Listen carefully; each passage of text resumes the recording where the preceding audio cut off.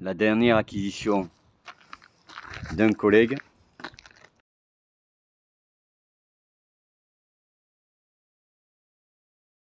Où dans les faits tout est faux, où on croit avoir affaire à une moto des années 60. C'est vraiment, tout est dans le détail, faux mais parfait quoi, hein. C'est du chapeau bas là, hein, les ingénieurs, parce qu'il faut y arriver quand même à camoufler ça et à faire croire qu'on est dans une moto des années 60. Donc par contre c'est bien 1200 Bonneville, style rétro, mais bien une moto des années 2020, de l'année 2023. C'est excellemment bien fait, hein. Vous voyez jusqu'ici le moteur avec les ailettes qu'on peut penser à refroidir à air, alors qu'en réalité il y a un gros radiateur devant. Ici ils ont reproduit le carbu, alors qu'en réalité à l'intérieur c'est une injection. Ils ont même poussé jusqu'à faire le filtre à air du carbu, qui est faux, c'est un faux, hein. Filtre à air, c'est très bien fait, hein.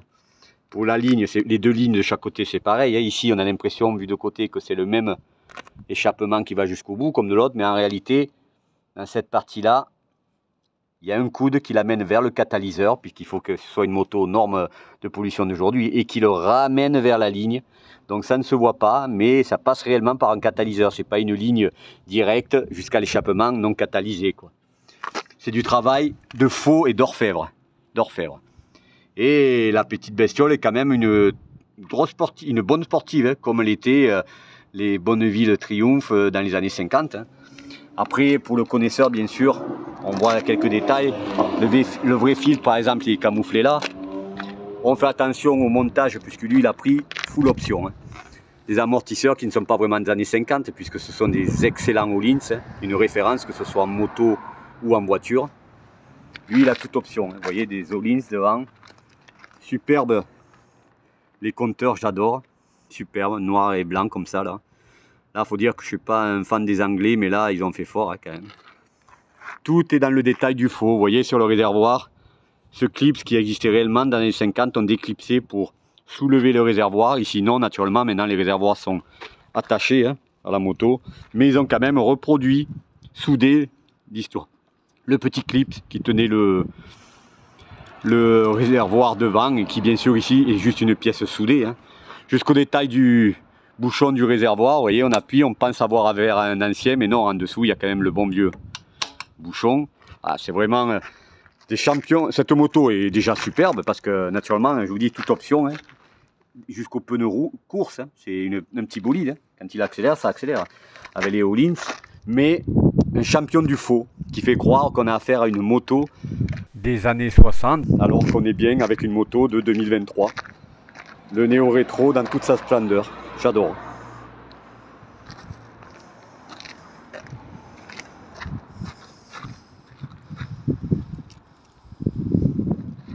Et lui a pris toutes les options, hein, jusqu'au petit rétroviseur clignotant ici.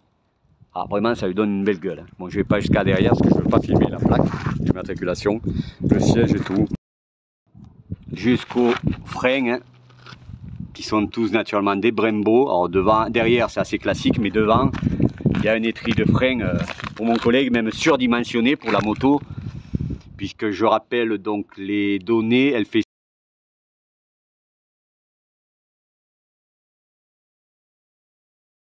et donc c'est des Brembo M50. Alors je ne suis pas un grand spécialiste des deux roues, mais selon mon collègue c'est quand même un must, hein, devant, hein.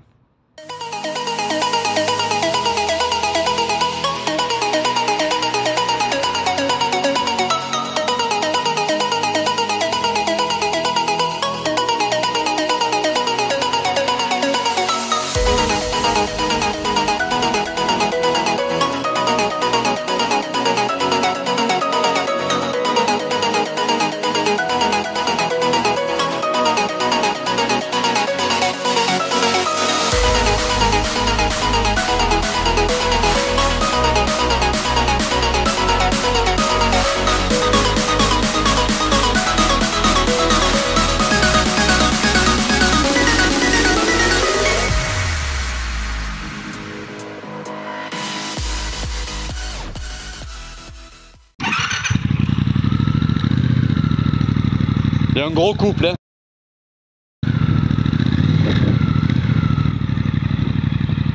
Elle est chouette, hein. Moi j'aime bien. A bientôt.